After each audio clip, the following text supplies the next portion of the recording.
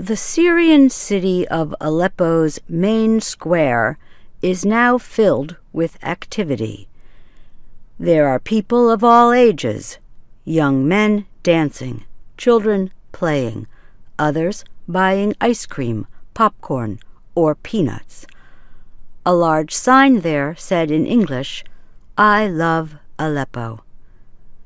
But nearly 4 years of warfare has destroyed much of the city.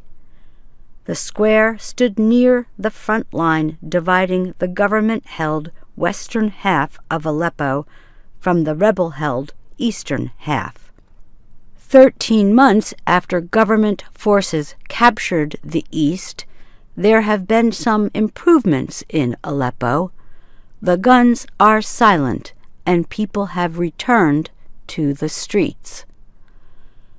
Water and electricity are improving, but the city has just begun to recover from destruction, and a civilian flight so great that it is hard for citizens to believe the city could ever rebuild. Aleppo's eastern half remains in ruins. Much of the wreckage has been cleaned from its streets, but the many damaged buildings have not been rebuilt. Though some citizens are back, hundreds of thousands still have not returned to their homes in the east. This is because their homes were destroyed, or because they fear reprisals from opposition supporters. After the victory by the forces of President Bashar al-Assad, there are few signs of agreement in Syria's largest city. No one speaks of how part of the city fought against Assad's government. Residents express only pro-Assad opinions to reporters. They say the rebels were Islamic militants supported by foreign powers. Strongly anti-Assad residents have probably not returned or stay quiet.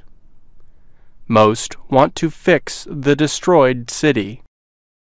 I feel very sad. I cry. Sometimes I cry in the morning because this was a very good neighborhood, said Adnan Sabah, who lives in the Sukari area. It was once held by rebels. Sabah's 6-story building continues to stand, but it is badly damaged. The top 3 floors have no walls. The 47-year-old construction worker fled to live in the coastal town of Jableh 5 years ago when the rebels captured Aleppo's east. All 3 of his daughters are married to soldiers in the army. So he feared the fighters would not let him remain in the city. In the fall of last year, he returned home and fixed up his apartment on the 2nd floor, where he now lives with his wife and youngest son.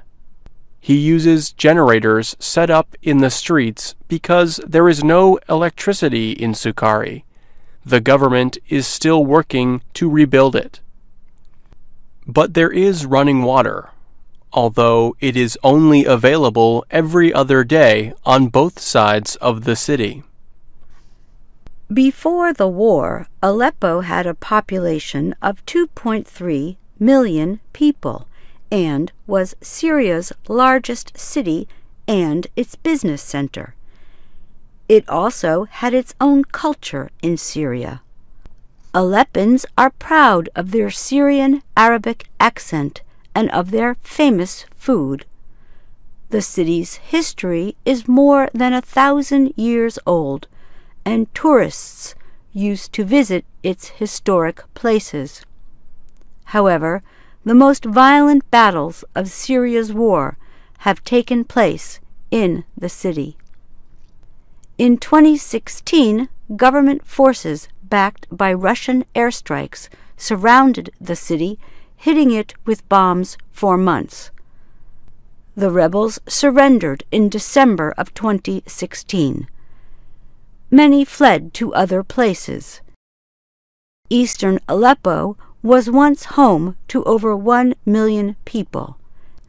Now it is empty and destroyed. Since that time, some people have returned. The top United Nations official in Syria, Ali al-Zatari, said estimates are difficult to make. But the UN says about 200,000 people now live in the east. Most of the factories in Aleppo's 15 industrial districts are closed, many of them damaged from the bombs dropped by Assad's forces. In western Aleppo, there is less damage. People show a feeling of freedom from life under warfare. Electricity comes on several hours a day and soon will be available all day. Sand blockades that had been set up on many streets have been removed. El-Nur, a 51-year-old woman who drives a taxi, says she is the only female cab driver in the city. She says she has seen an increase in work. She can drive in the east, where conservative women call her for rides to avoid riding with a male driver. She also works playing music at weddings or at women-only parties. El-Nur is divorced. Her son died while fighting in Assad's army.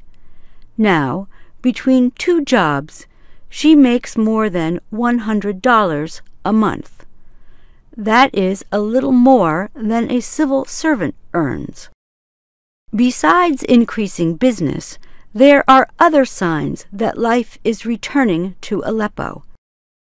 In the main square, Abdulatif Maslawi, a 21-year-old student, performed a traditional dance with a group of his friends. Aleppo was wounded, and now it is being cured, he said. I'm Susan Shand. And I'm Pete Musto.